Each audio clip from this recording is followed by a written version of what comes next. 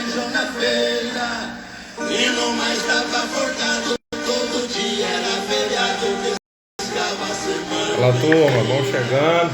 Muita gente Hoje a live vai começar mais cedo, porque o convidado tá lá na Suécia. Então lá já são 10 horas da noite. Então vamos antecipar. Mas vai ficar salvo aqui quem não conseguir assistir. Danilo é um grande amigo, participou lá dos estudos que levaram a equação do NRC 2021. Então vai contribuir demais aí, né, para essa discussão aqui. Assim que ele chegar aqui, até vou ver se ele já entrou. É quase. Henrique, Everton, Lineker, sejam bem-vindos. Alexandre, boa tarde a todos aí. Se puderem ajudar, enviando aí para alguns colegas essa live aí, eu agradeço. Tá bom, pessoal? A gente...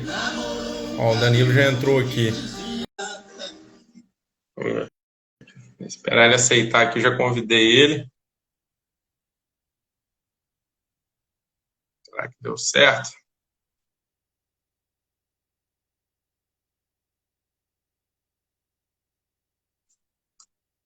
Danilão, dá uma olhada aí que eu já convite. Opa! Fala, Gustavo. E aí, meu amigo, tudo bem? Tudo bem demais, graças a Deus.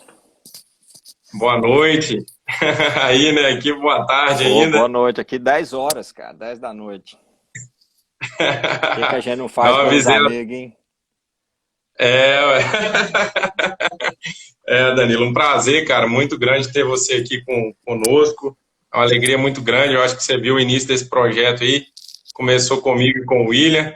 E hoje a gente tem uma proporção um pouco maior, expandimos para a Kézia, para o Ramon aí. E a gente está muito satisfeito, né, por estar gerando algum valor, talvez atuando nessa parte aí de trazer o conteúdo que às vezes está em inglês, que às vezes às vezes as pessoas não têm ainda a capacidade de interpretar da melhor forma, né? E aí a gente teve esse projeto de fazer essas lives com as pessoas que participaram e que estão muito a fundo dos temas.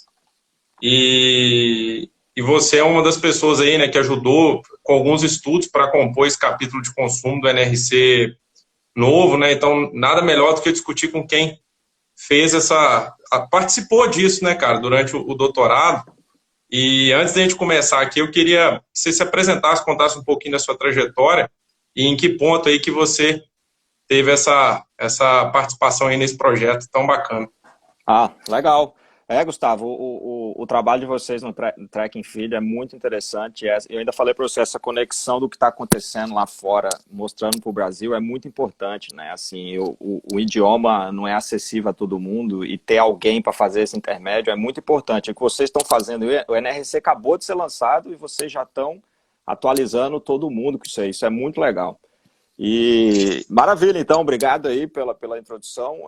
Eu sou médico veterinário, né? E fiz mestrado, doutorado e pós-doc na área de nutrição de ruminantes e de qualidade de forragens. E em 2015 eu fui para Michigan State, né? Eu fui fazer o doutorado de sanduíche com o Mike Allen lá. E na época ele já fazia parte do comitê do NRC. E ele precisava de alguém para trabalhar com essa compilação de dados para a regulação do consumo. Porque até então o NRC de 2001 ele trazia só fatores do animal, né? A gente vai falar sobre isso. O Marcos Neves falou sobre isso na live que você fez com ele, acho que semana passada. Falou muito bem sobre isso. Sim. E a intenção era atualizar essa equação e trazer um pouco de fatores da dieta, porque isso afeta, né? Então, a ideia era essa. Então, quando eu cheguei lá, primeiro a ideia era atualizar essa equação do NRC 2001, que foi o que o Rodrigo fez. Também outro brasileiro trabalhando com o Van der Haar lá, ele trabalhou na atualização dessa equação. Ele melhorou essa equação do NRC 2001. Tá? E o que eu fiz, né, foi a segunda equação, foi tentar correlacionar fatores não só do animal, mas também da dieta, porque a gente sabe que afeta muito. Então a gente vai conversar sobre um pouco por que as coisas foram feitas e qual foi a intenção por trás disso, né? No final das contas é melhorar a vida do nutricionista E dos animais, né? A gente quer que os animais performem melhor, vivam melhor, comam bem e não passe fome, né? Não tenha limitação de consumo. Por isso, a gente trouxe os dois efeitos, tá? Então foi isso que nós vamos falar aqui. Essa equação nova que o novo NRC usa foi a equação que eu desenvolvi durante esse doutorado lá, esse doutorado de sanduíche, e nós vamos conversar sobre ela, tá bom? Então tá aberto aí, Gustavo, né, vamos bater nesse papo, vamos explicar um pouquinho tudo, e na hora que você quiser interromper, interrompe. Eu vou contar um pouquinho dessa história e aí a gente vai contando os detalhes. Qualquer coisa você vai perguntando. Se quiser aceitar a pergunta do pessoal aí também, né? Tá aberto. Mas é isso. Com certeza, a gente vai fazendo esse bate-papo, né? E assim, Danilo, eu acho que a primeira vantagem, né, para quem usava a equação do NRC 2001, é porque quando o nutricionista chega na fazenda, o que ele tem de antemão é os dados dos animais, né? Exato. Então ela era muito útil, pelo menos para ele dar o primeiro tiro, porque você precisa, para formular, você precisa de uma estimativa, né? Então ela sempre foi muito útil. Mas a gente sempre sabia, né, até no programa da NRC 2001, depois que você formulava a dieta para aquele consumo, e você pede a pessoa, a equipe da fazenda, para medir o consumo, tem como você ir lá, né, colocar o consumo real e botar lá, configurar para 100%, ela reajusta a dieta para aquilo. Exato. Aí você vê realmente, né? E essa é uma das causas, por exemplo, que acontecia muito, né? A pessoa, cara, minha dieta não está rodando. Porque ele estimulou um consumo de 22 quilos, mas as vacas dele, devido a manejo, qualquer condição, estava comendo 20. Então ele tinha que adensar. E ele só descobriu isso depois que ele também, né? Porque não adianta, por mais que tenha essas melhores equações, medir consumo na fazenda, na realidade da fazenda, sempre vai ser algo que é uma premissa inicial.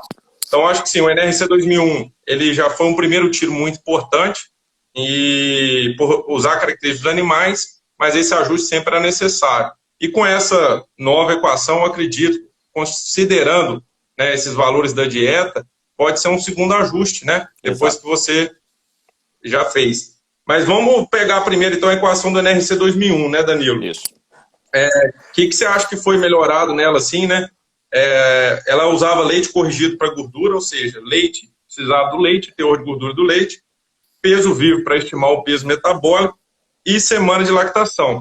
E ela tinha um número aí de, talvez, eu acho que 16 mil dados de 1.200 vacas aproximadamente, né? Então, o primeiro dever de casa foi tentar dar um update nessa, né? Melhorar essa equação, que foi o que o Rodrigo fez. A gente trabalhou junto, né, no mesmo grupo, né? Nós dois trabalhando junto, cada um na sua equação, mas a gente trabalhou junto. As reuniões eram junto, porque tanto o Vandear como o Mike Allen fazia parte do comitê.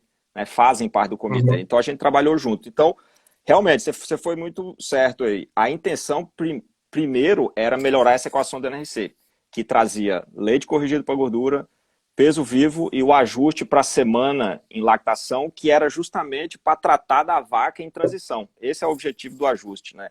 Então é uma equação simples, né? E ele é muito bom para a vaca holandesa, porque os dados eram basicamente vaca holandesa, então ele era bem bom para a vaca holandesa. Para outras raças, tinha que fazer ajustes, né? A gente já tem até o Marcos Neves, né, lá de Lavras, que ele, nas planilhas de Excel dele, ele faz esse ajuste para as vacas brasileiras, né? Isso é bem legal. Então, era necessário fazer isso na equação de 2001. E não tinha diferença entre primípara e multípara. E eu acho que esse foi a grande mudança da equação agora de 2021, que foi o que o Rodrigo fez. Então, ele trouxe uma equação um pouquinho mais complexa. Né? Então, além de tudo que já tinha em 2001, ele incluiu paridade, né, que é ou multípara ou primípara, e essa paridade, ela interagiu com condição de score corporal, que também não tinha antes. Então, o que muda? Quando a vaca ganha um ponto na condição de score corporal, a redução no consumo é muito maior para uma multípara do que para uma primípara. Então, isso faz com que a equação seja melhor, ela prediz melhor. Né? Quando a gente pega a equação de 2001, ela é muito boa para a vaca do meio, ali, a vaca de média produção, médio consumo. Mas ela super prediz a vaca de alta lactação e ela underpredict, né? Ela subestima a vaca de baixa lactação. Então, ela erra em cima e embaixo e acerta no meio. Ela errava bastante em cima e embaixo e no meio. E essa nova equação de 2001, ela diminui esse erro, né? Lá nas pontas. No meio, ela continua muito boa, Mas voltando aqui, então ela traz a paridade junto, interagindo aí com a condição de score corporal. Ao invés do leite corrigido por gordura, traz a energia no leite, né, energia excretada no leite, que é um pouquinho melhor porque conta não só para gordura, mas também como proteína e lactose. Ela é inclusive melhor do que Energy Corrected Milk, né, o milk... O leite corrigido para energia. Para energia que entra tanto proteína como gordura, né? E a energia excretada no leite dessa nova equação, ela conta para tudo. Então, toda a energia é excretada no leite, então ela é melhor. Ela entra com peso vivo, né? Que já tinha no outro, que era peso metabólico, mas agora entra como peso vivo. E tem um ajuste para dias em lactação. O que antes era semana em lactação, passou para dias porque os dados ficaram mais robustos. Você falou aí nos números do NRC utilizado, em 2001, basicamente em 2021 agora, usou o dobro de número de animais, né, e de número de experimentos. Então, uma equação com mais dados é possível fazer mais coisa. Não que fizeram errado lá atrás. A única coisa que foi feita agora é que melhorou porque tinha mais dados disponível e a nutrição evoluiu muito, né? O nutricionista melhorou muito de 20 anos para trás agora.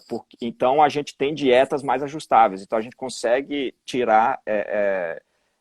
essas medidas melhor da vaca. E outra coisa, que também a paridade, ela tem uma interação com o dia de lactação da vaca, que é justamente na transição, a depressão no consumo é muito maior para primíparas, para multíparas do que para primíparas. E também o mesmo acontece no início, no pós-pico, né, que eles chamam de early lactation, né? No pós-pico também, que está no começo da lactação pós-pico, ela também, a depressão é maior para multípara. Então, separou multípara de primípara, a equação ficou melhor. Tá? Então, melhorou muito a predição no pós-pico. Isso aí foi excelente, essa equação. Provavelmente por causa da inclusão de paridade e de condição de score corporal da vaca, que está nessa equação aqui, né? E apesar do database que eles utilizaram ter só vaca holandesa, esse modelo ele prediz muito bem para vacas cruzadas de holandesa e Jersey. Foi testado isso lá também com rebanho de vacas cruzadas e de Jersey, e ele prediz muito bem. Então, esse modelo ele é realmente melhor, tá? Mas mesmo ele sendo melhor do que o de 2021, ele continua errando um pouquinho para a vaca de baixa e de alta lactação. Ele continua. Eu estou aqui com os três modelos abertos, e você consegue ver que o NRC 2001 ele errava bastante nas pontas, e essa nova equação de 2001 ele erra bem menos, mas ele continua errando, que é um fator, que é o fator da dieta, que estava faltando. Porque conforme a produção de leite aumenta, a dieta passa a ser cada vez mais importante, né? Porque o que puxa o consumo é a produção de leite.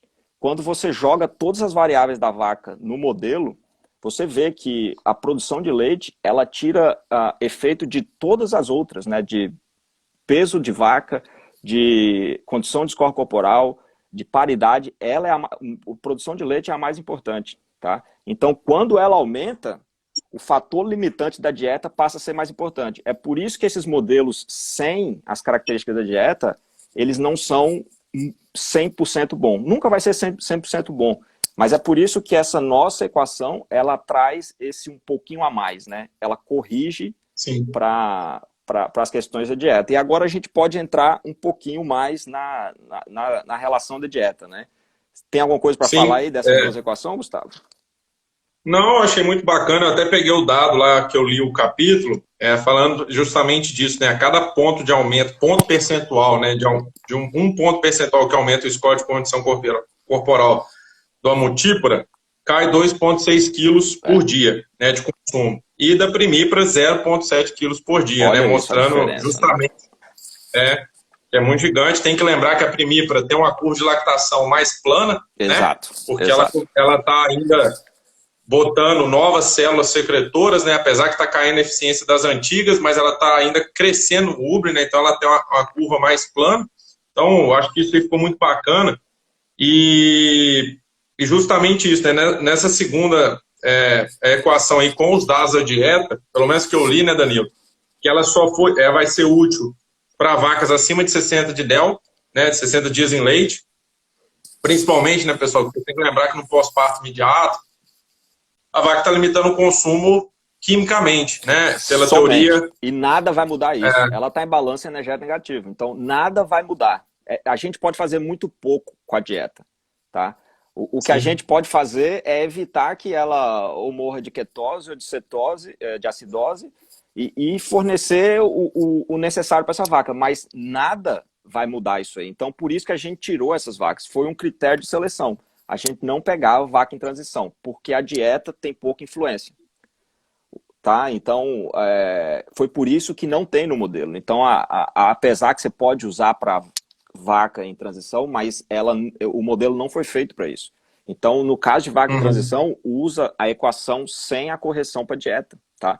Porque aí ela estima bem, dependendo da produção de leite da vaca, mas com a dieta tem que ser vaca pós-pico. E o pico a gente colocou para 60, embora não seja 60 dias, mas ele começa a perder esse efeito metabólico do controle de consumo após os 60 dias. Então, a gente colocou de 60 para cima.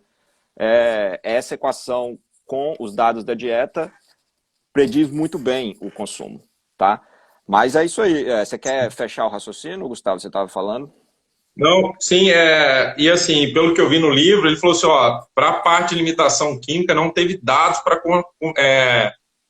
conseguir modelar algo nesse sentido, né? Então a gente sabe que a vaca começa com essa limitação química no pós-parto imediato, passa por uma limitação física do consumo, que é aí que vai entrar a equação que o Danilo vai comentar, quando ela está dando um pico de produção, ela vem depois do pico de produção, vem um pico de consumo, e depois ela volta ao metabólico.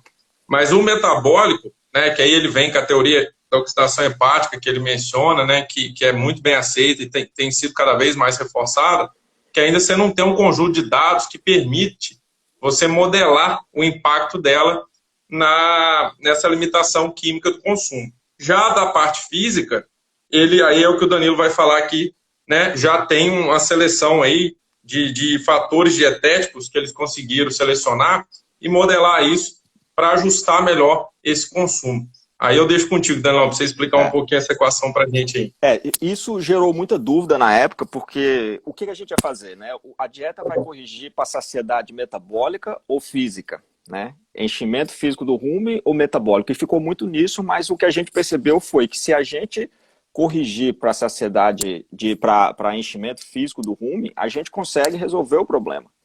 Porque se você fornecer o mínimo necessário de fibra para essa vaca ter uma boa saúde ruminal, você resolve o problema dela. E ela vai dar o máximo de leite possível sem ter nenhum problema metabólico. Então esse foi o objetivo da correção. É o que a gente pode dar de ferramenta para o nutricionista conseguir formular a melhor dieta para essa vaca. O que é a melhor dieta? É o máximo de produção com a maior segurança possível para manter essa vaca saudável por mais tempo possível, dando leite por muitos e muitos anos. Esse é o objetivo da correção. Né? Então, eu vou falar um pouquinho como é que foi criado, né, isso aqui. Como eu falei, a gente selecionou somente vacas pós-pico de lactação, ou melhor dizendo, acima de 60 dias de lactação, justamente porque é quando essa vaca começa a ter limitação por enchimento do rumen. Antes disso, não tem. Né? É fisiológico, é básico saber isso aí. Mas, enfim, o modelo, né, como é que a gente criou? O database, né, o banco de dados foi criado focando em dados da dieta. Então, tinha que ter FDA, FDN, digestibilidade de fibra, e todos os dados, proteína, tudo tinha que ter nos dados da dieta. Então, a gente montou esse banco de dados, tá? Depois que passou em todos os crivos de seleção para a gente utilizar, né, todos os dados de forragem completo, vaca acima, pós-pico, lactação, depois que tudo isso, nós chegamos na formação do modelo. E como é que foi montado isso na prática? Né? Então, a gente coloca todas as variáveis, né, da dieta, como eu falei, proteína, FDA, FDN de forragem, que nós vamos discutir dessa diferença, qual a diferença entre FDN e FDN de forragem.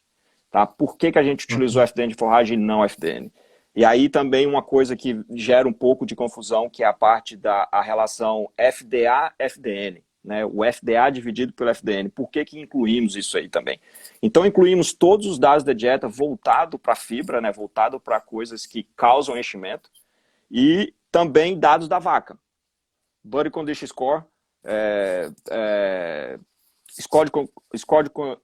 me ajuda aí, Gustavo. Condição corporal. Score, condição corporal, peso da vaca e produção de leite. Colocamos tudo isso no modelo, né? Então a gente fez o que é chamado de full model, bota tudo e depois vai tirando o que não tem significância nenhuma, né? Então, em relação aos fatores da vaca, saiu o score de condição corporal e saiu também o peso vivo.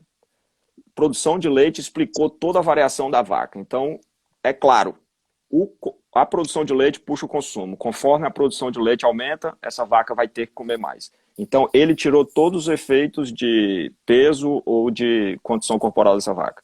E aí, quando a gente entra nos fatores de dieta, proteína saiu, FDA saiu, FDN e FDN de forragem, os dois têm uma alta correlação. É alto mais ou menos, mas o FDN de forragem, ele explica muito mais a regulação no consumo por enchimento do que o próprio FDN, porque cada vez mais tem se utilizado os coprodutos, né, que tem FDN, mas não tem efetividade nenhuma, então eles influenciam muito pouco na regulação por enchimento.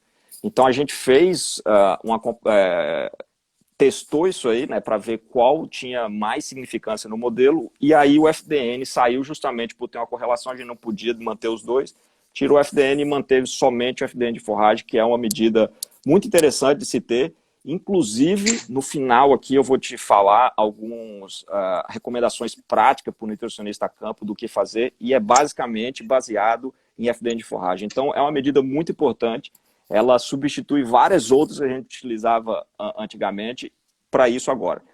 Mas maravilha. E trouxe também essa relação FDA-FDN, que ela é justamente para separar a família de forragem, né, espécie de forragem. Ou é leguminosa ou é gramínea.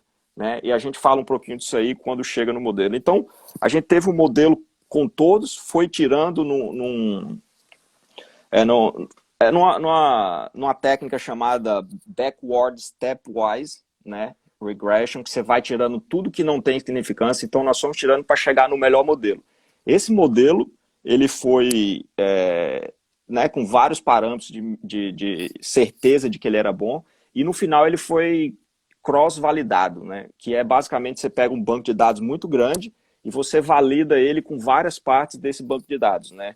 Você, no nosso caso foi dividido em 5 o banco de dados, então você pega todos os dados e separa 20%, roda a equação nessas vacas e compara com os outros 80% e faz isso com vários, né, do próprio banco de dados. Então esse é o cross-validation, no final das contas a equação foi validada, né, nós testamos com o banco de dados independente e ela se pareceu como uma boa equação. Então essa é a equação que nós temos hoje. Quando você pega o livro do NRC, a equação 2.2, essa é a equação que nós chegamos. Essa é a equação que lá no programa, eu tenho aqui o NRC aberto, você pode mudar o consumo dessa vaca com base nos dados da dieta. Né? Então, essa é a equação. E o que ela tem? Né? Ela tem FDN de forragem, como eu falei, afetando negativamente o consumo. Quanto mais FDN de forragem, menor o consumo. Tem relação FDA por FDN afetando positivamente. Ou seja, quanto maior essa relação, maior é o consumo. E o que essa relação diz? Né? Quanto maior essa relação, quer dizer que ela tem mais FDA e menos FDN. Isso separa leguminosa de gramínea. Né? A leguminosa ela tem menos FDN do que uma gramínea, mas esse FDN tem uma fragilidade maior. Né? Ele é mais frágil. Então, no rumen, ele é destruído rapidamente e passa. Então, a vaca consegue comer mais. É isso que essa relação traz para nós. Foi a única forma que nós encontramos de separar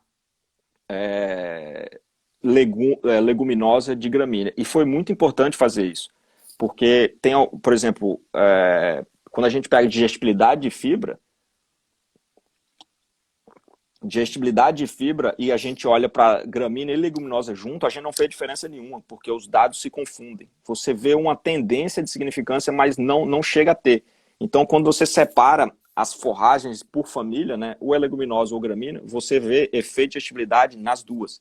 Então, foi a forma que nós encontramos de né, pegar isso aí. Então, tá no modelo, Aham. Você coloca essa relação, é simples, está em qualquer análise de alimentos, coloca lá e você vai ter a separação natural, não precisa fazer nada. E aí, como o fator da Eu, vaca... eu ia fazer só um adendo, Danilo, que eu achei muito interessante você falar de fragilidade. Eu estava lendo até uns trabalhos que eles pegaram, assim, comparando leguminosa com gramínea, né? E às vezes a leguminosa... Não, às vezes não, nesse estudo, né? A leguminosa tinha uma digestibilidade de fibra pior, né?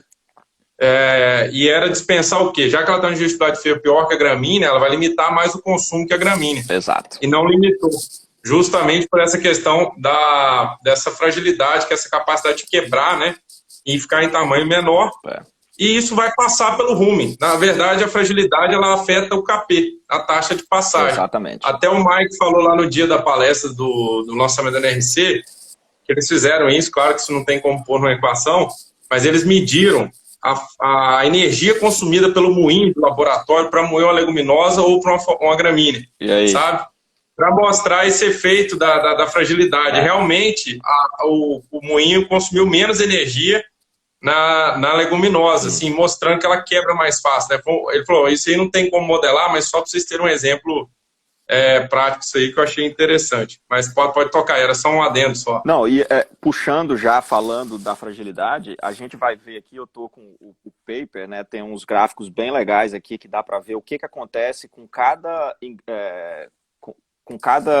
elemento aqui dessa dieta, né? E a gente vê que o aumento da digestibilidade em leguminosa, ele reduziu o consumo, porque ele já é frágil. Quando você aumenta a digestibilidade do FDN potencialmente não digestível, ele reduz o consumo da vaca por saciedade metabólica, entendeu?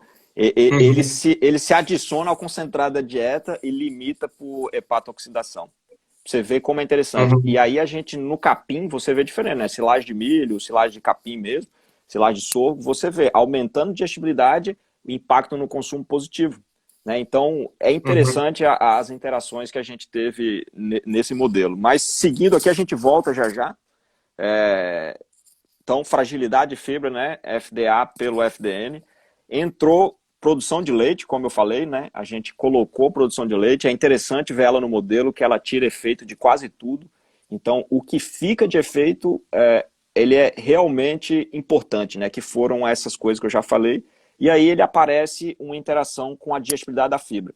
Só a digestibilidade de fibra no modelo sozinho, ele não tem efeito. Tá? Ele não aparece positivo. Ele tem um P1, mas a gente não pode tirar ele do modelo por causa das interações. E aí a digestibilidade de fibra, ela tem interação tanto com a produção de leite, quanto com a relação FDA-FDN que a gente acabou de falar.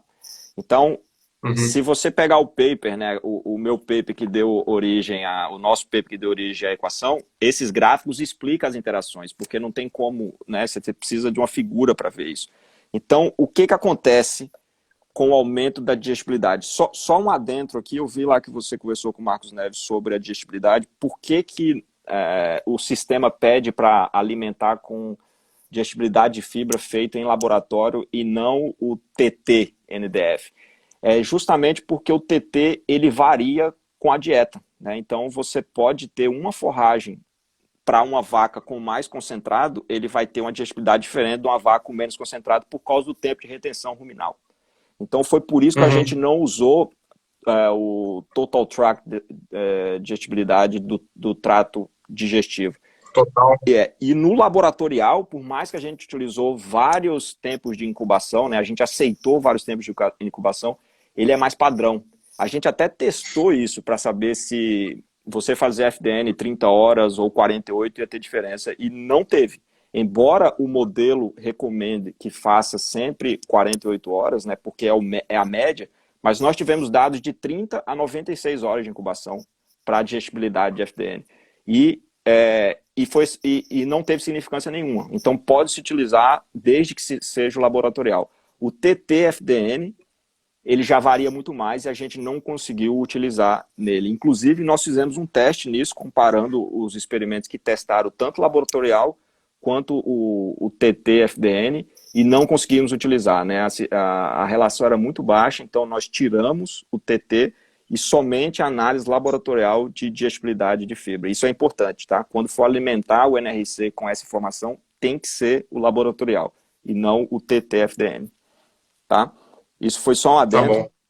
E aí falando de digestibilidade de fibra, né? Quando a gente pensa, né, você pergunta para qualquer pessoa, eu estou alimentando a minha vaca e eu tenho a possibilidade de dar uma dieta, uma forragem com maior digestibilidade de fibra. O que vai acontecer com o consumo?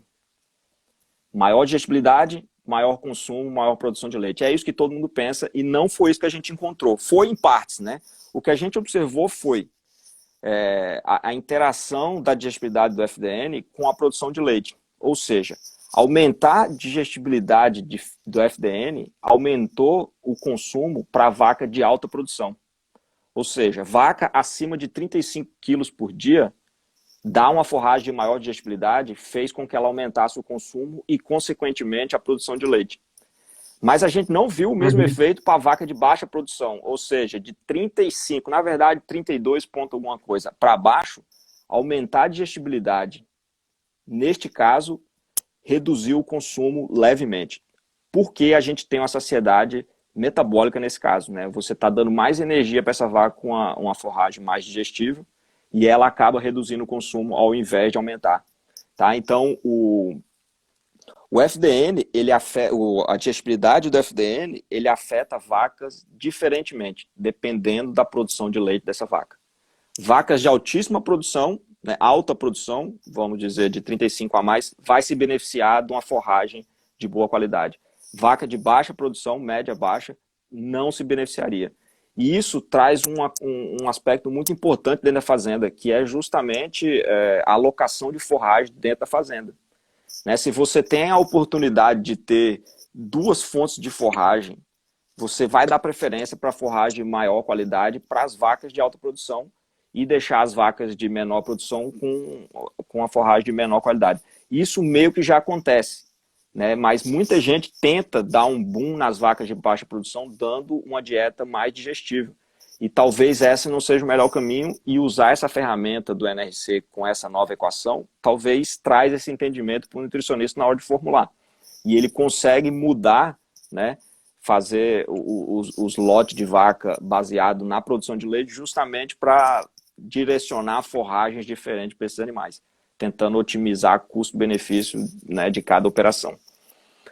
E a digestibilidade também interagiu com a relação de família que a gente acabou de falar. Né? Se você tem uma leguminosa, né, se tu usa feno de alfafa ou silagem, aumentar a digestibilidade não traz benefício, na verdade reduz o consumo. Mas se estamos falando de gramínea, se é silagem de milho, sorgo, silagem de cana, silagem de capim, aumentar a digestibilidade, a gente observou um aumento considerável no consumo. Tá? Então, também tem essa relação com a família de forragem. Só uma pergunta para você, nesse database aí que vocês usaram, com certeza tinha mais silagem de milho, falando de gramínea, mas quais outras forragens tinham, assim, só de curiosidade, para o pessoal saber? Ah, tá. Assim, Você fala dentro de gramínea, aí eu não consigo te dar essa informação. Qual tipo de forragem você quer saber? Eu digo... Não, se isso só foi usado experimentos que usaram silagem de milho, não. Tinha outras... Tinha outros aí, por exemplo, silagem de sorgo, só de curiosidade, sim. Não, eu tenho isso aqui porque esses mesmos dados vai dar origem a um outro paper que é uma meta-análise, na verdade, para dar efeito de digestibilidade de forragem em produção e consumo de vaca de leite. Eu estou até trabalhando nesse paper, está aqui, eu estou mexendo nele, mas eu tenho esses números aqui, inclusive. Ó. De todos os estudos, nós tivemos 50 com alfafa, utilizando alfafa na dieta como forragem principal. Pode ter mix de forragem, mas essa é a forragem principal. 106 com silagem de milho, porque é o mais comum. E dentro de silagem de milho, nós dividimos em dois. Um que é a silagem de milho comum e o outro que é aquela da nevura marrom, né? O BMR lá. O BMR. Então tem essa separação também que, inclusive, tem muito mais dados com o nervura marrom do que o normal. Tá? Mas mesmo assim a gente separou uma coisa da outra para ver se tem efeito. E aí, grass, né, que é capim mesmo, tem 62, né, um N de 62, e silagem de sorgo com o menor N, mas também a gente encontrou bastante efeito com 14 médias aqui. Então é isso, alfafa, silagem de milho, silagem de capim e sorgo. Tá? Show, legal. Já essa meta-análise E é para sair em breve. Vamos ver.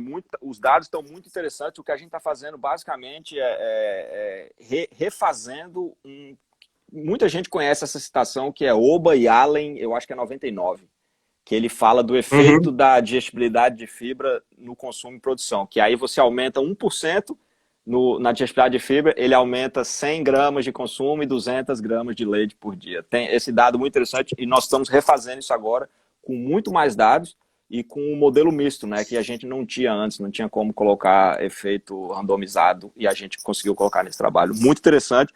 E foi essa meta-análise que deu origem a essa equação do NRC, mas a gente trocou a ordem pela prioridade do NRC sair agora em 2021. Uma coisa que pouca gente sabe é que esse NRC já era para ter saído há muito tempo, né? Só que você vê quem é o comitê ali, são os caras mais velhos, né? Assim, inclusive, a maioria deles vão aposentar agora. O Mike já está aposentado, o Van der Haar nos próximos anos. E as reuniões do NRC, do comitê, eram uma bagunça, sabe? Ficava falando de tudo, menos de vaca, menos de dieta, era outras coisas, era uma zona. E o que era para ter saído em 2 anos acabou saindo em 5, né? Que era para ter saído em 2018, né? Começou em 15, 16, na verdade. Era para ter saído em 18, acabou saindo só em 21 agora. Mas só saindo um pouco Aham, do... legal. Mas, Bastidores, como também é legal falar um pouco dos bastidores. E, Danilo, não, bacana demais. Até falando assim para o pessoal, a gente tem um grupo do WhatsApp, Danilo, que a gente criou para estar discutindo o NRC. E até quem não faz parte, se quiser, entra lá. O link vai cair no meu número pessoal, eu te adiciono. entendi. Que a gente mandou os seus papers lá que Exato. você já me mandou para discutir. E assim que sair esse também, pessoal, quando o Danilo falar que sair, a gente tenta também já pôr lá. Eu sei que vai demorar mais um pouquinho. A gente sempre está discutindo e é muito legal que além de eu estar postando coisas, o pessoal está gerando interação entre si, entre os técnicos, Que né? é o melhor, né? Então, eu acho que isso aí que eu acho que é o grande aprendizado.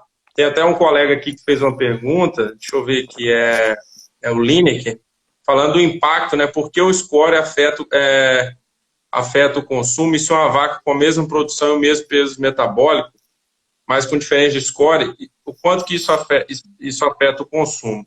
Assim, Danilo, eu acho que o mais legal é ele pegar essa equação e simular para ver isso, né? Talvez que aí seria o jeito de pegar a Lineker. Depois a gente vai postar elas aqui no feed, aí você pega e põe, né, para ver esse efeito.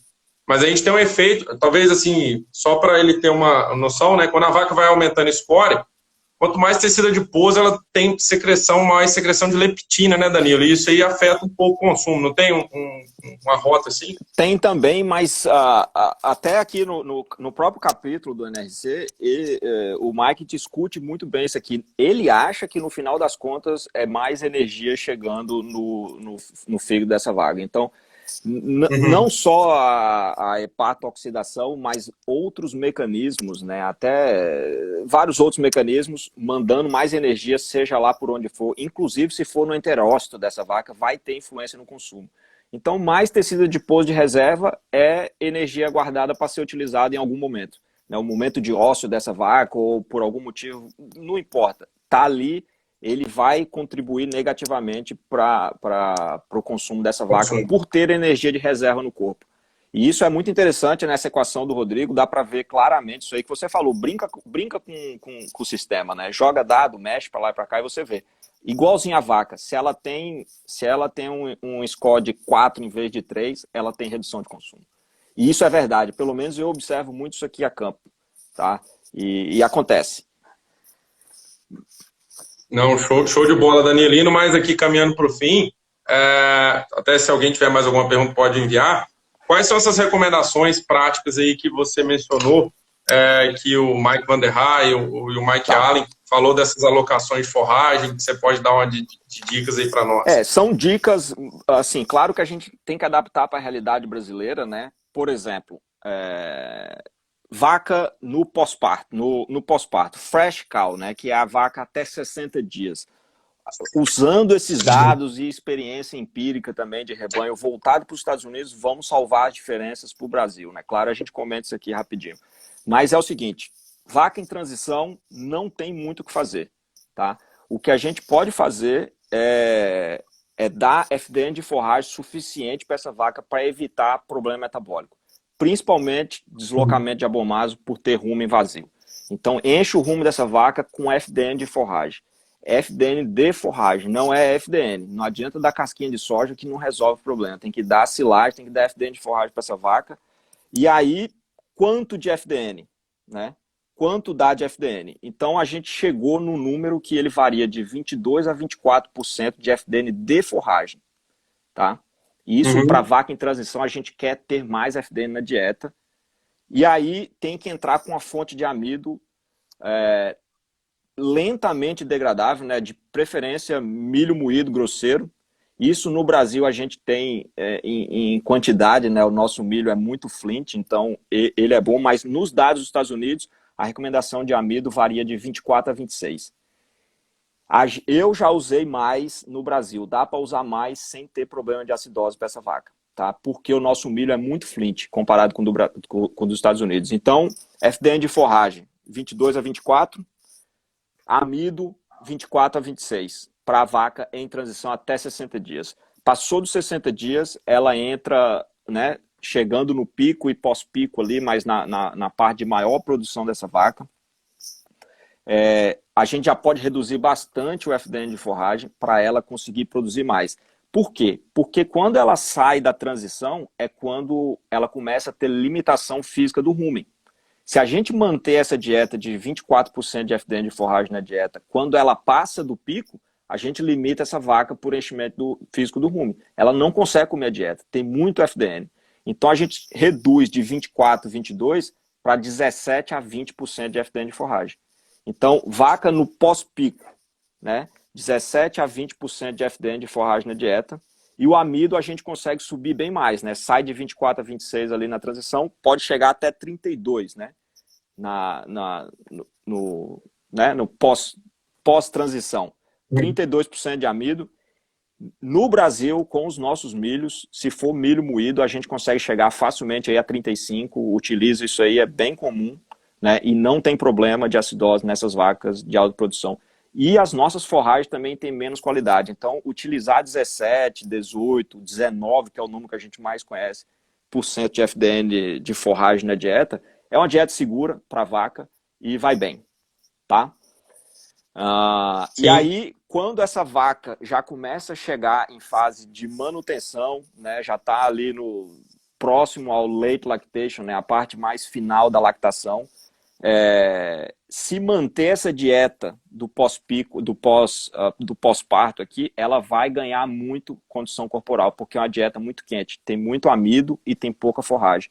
Então, o ideal é aumentar bastante a forragem. Essa vaca aqui, no final da lactação, é a vaca que vai receber mais forragem e menos amido de todo o período de lactação dela, de todo o período produtivo. Então, a recomendação que a gente chegou foi FDN de forragem para a vaca no final da lactação, variando de 28% a 32%. Tá? E de amido, de 18% a 22% para evitar ganho de condição corporal. É muito importante evitar que essa vaca ganhe peso. Essa dieta que eu falei anterior aqui no início, o pós-parto, não pós-parto, gente, a pós-transição, né, que é uma dieta mais quente, ela vai repor a condição corporal aqui que ela perdeu na transição. Então, essa dieta de alta, né, ela vai repor essa condição aqui. Então, no final da lactação, é interessante que retire carboidrato da dieta. E aí pensar em digestibilidade de fibra e fermentabilidade de amido. É muito importante trabalhar isso. A gente fez alguns estudos também lá em Michigan testando a fermentabilidade, né? Basicamente, a milho grão úmido comparado com com milho moído, né? Milho úmido com milho moído. E, é claro, o efeito, se a vaca for acima de 35 quilos, nunca pelo menos lá na fazenda que a gente trabalhou, não se utiliza grão úmido acima de 35 quilos por causa do risco de acidose desse animal. Mas, por outro lado, sempre uma forragem de alta digestibilidade para essa vaca acima de 35. Uma vaca de baixo de 35, a gente já consegue entrar com amido de maior fermentação, porque ela vai comer bem menos, e a qualidade dessa forragem não precisa ser a melhor que tem na fazenda. Abaixo de 35 quilos, Eu seria um pouco mais conservador, abaixo de 32 quilos já pode usar uma forragem de menor qualidade, tá bom? Então essas são as recomendações práticas de todo esse trabalho que a gente fez, tentando correlacionar fatores do animal e fatores da dieta. É isso aqui mais ou menos que a gente tem para o pessoal. E eu tenho o Mike veio aqui, né, no evento nosso, né, Danilo, que a gente organizou. Foi uma honra, né, tirar uma foto com ele, andar em fazenda com ele, um cara, assim, fora do comum, né, o cara, pesquisa dele aí, cada artigo dele muda a história aí da nutrição. E eu tenho esse trabalho lá, eu vou postar lá, tá, pessoal, lá no nosso grupo do WhatsApp, e que aí a gente é bem legal, né, que é sobre essa parte da alocação de forragem durante a lactação. Exato. Então, assim, só para revisar, né, no pós-parto imediato aí que o Danilo falou, né, talvez aí, de 0 até 30 dias de DEL, ou até um pouquinho mais, né, entrar com FDN de forragem 22 a 24% da matéria seca, uma fonte de amido um pouquinho mais lentamente degradável. Ele falou do milho muito grosseiro. Aqui no Brasil pode ser até um pouco menos grosseiro do que dos Estados Unidos, pode ser um milho mais flint, né, vamos dizer assim. Mas esse é um ponto importante, porque essa vaca está sofrendo por limitação química do consumo. Do pico de produção, né, e aí talvez lá para 60 dias de DEL em diante, a gente já começa a reduzir um pouco esse teor de FDN de forragem para deixar a vaca acelerar. Exato. Que é a hora que ela está começando a comer, já sarou, passou por aquele processo do pós-parto, né, reduziu o útero, o rumen criou mais papila, ela está começando a embalar. E produção de leite lá em cima, puxando o consumo, né? Aí você vai tirando um pouco essa forragem, 17 a 20% de FDN de forragem. Isso aqui, gente, tá essa variação, mas, pô, avalia fezes, né, vê como é que tá a consistência da fezes, isso aí tudo. Esse aqui é uma recomendação, mas, pô, tempo de mistura de vagão, ordem de alimentos no vagão, né, e a distribuição disso aí, número de tratos, empurrar o trato, isso aí tudo afeta também.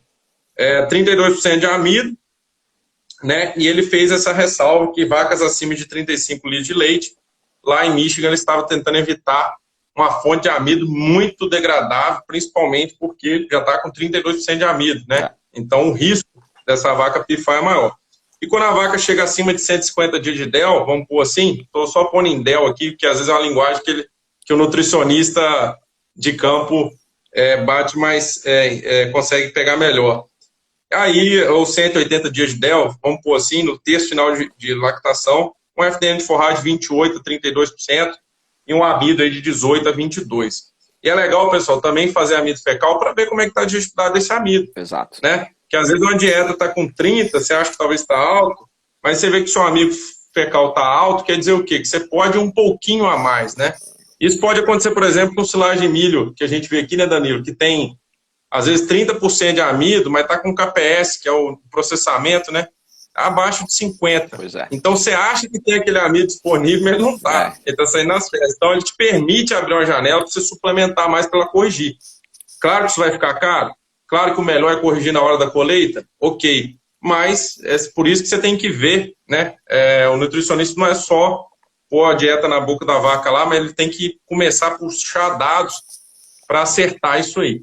E eu vou ver aqui, Danilo, acho que tem mais uma pergunta. Mas só ver aqui se eu consigo ver essa pergunta. Tem alguém querendo saber como fazer parte do grupo aí do WhatsApp. É só entrar lá no Linktree, pessoal. Tem lá um botão para clicar, né? Thiago, a gente acabou de falar essa recomendação aí de 0 a 60 aqui. Dias de DEL seria algo aí em torno de 24 a 26% de amido, tá bom?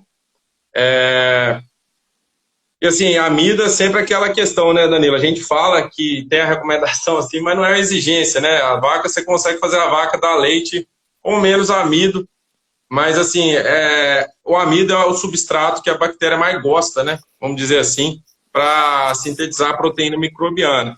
E até assim, essa equação, a gente está tentando convidar outras pessoas para vir falar aqui da parte de proteína. A proteína microbiana agora está sendo estimada baseada em PDR, de gestão de amido e de gestão de FDN, né? Então simplificou bem, então assim, os principais nutrientes, e até porque eu acho que a antiga com NDT acabava que entrava gordura também, que não é uma coisa que não é fermentado, né? Aquelas 130 gramas para cada quilo de NDT, né? E eu acho que foi uma evolução que a gente vai ter que ver no campo, né? Testar. Só vai saber quando testar. testar, a gente não sabe. Mas, assim, de antemão, cara, agradecer demais, é uma alegria te rever. Foi um período muito bom que a gente passou aqui em Piracicaba e você é uma pessoa aí que a gente quer manter contato para sempre. Todos nós do Trekking temos uma gratidão muito, muito grande, né? Organizamos eventos juntos aqui, você conseguiu, através do seu contato, trazer o Mike Allen aqui para o nosso evento, que engrandeceu pra caramba. E, cara, se você quiser dar uma palavra final aí, hoje, falar um pouquinho do trabalho que você faz aí, né? Que você está hoje na Suécia. Até para quem não conhece aí, só falar um pouquinho e talvez quem tem interesse, talvez de uma oportunidade de um estágio no exterior. Com certeza. E aí a gente finaliza aqui. Obrigado aí, Gustavo. Foi muito legal falar sobre isso.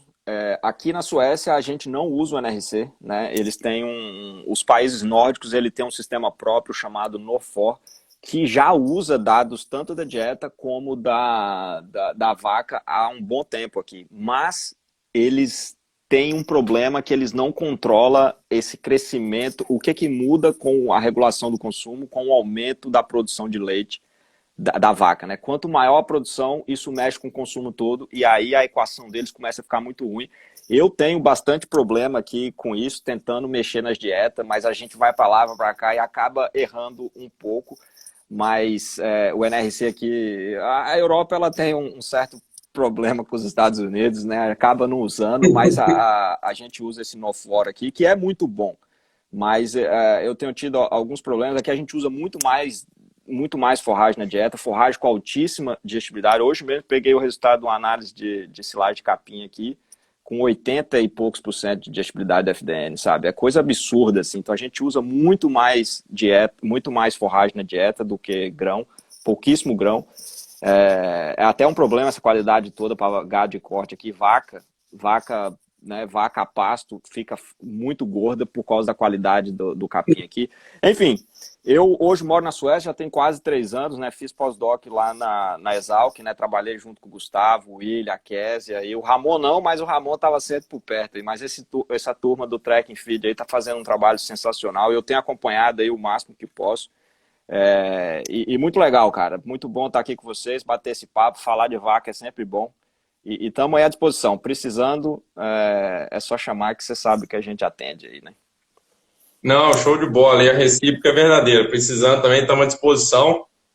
Pessoal, agradeço. 70 pessoas aqui às 5 da tarde. Sei que muita gente trabalha. E já aproveitar, quem quiser participar aí, ajudar a gente a divulgar essa semana do NRC. Amanhã a gente tem com o Ferrareto falando de carboidrato, Danilão, e o professor Marcos Marcondes na quinta, falando sobre a exigência de novilha e bezerra. Ele está trabalhando na Washington State University e ele tem essa linha aí, trouxe bastante dados do Brasil, né, de gado holandês, ajudou o Drackley e o Van der Haar nas equações.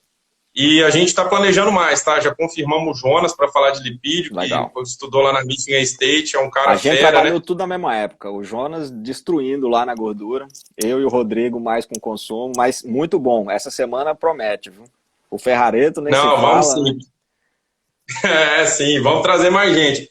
E, pessoal, nós vamos fazer um sorteio no fim, que quando acabar aí, vocês puderem dar uma mão, quem quiser participar do sorteio desse boné aqui do Trekking, a gente vai salvar essa live aqui, marca 3 pessoas aí que deveriam ter assistido essa live e divulga aí no Stories o nosso folder aí de divulgação da semana, que no fim dessa semana a gente vai fazer esse sorteio aí quando a gente acabar, tá bom? E é isso, Danilão, brigadão, fique com Deus, cara, e tamo junto. Obrigado mais uma vez aí pela sua atenção. Valeu. Valeu, tchau a todos. Fique com Deus. Tchau.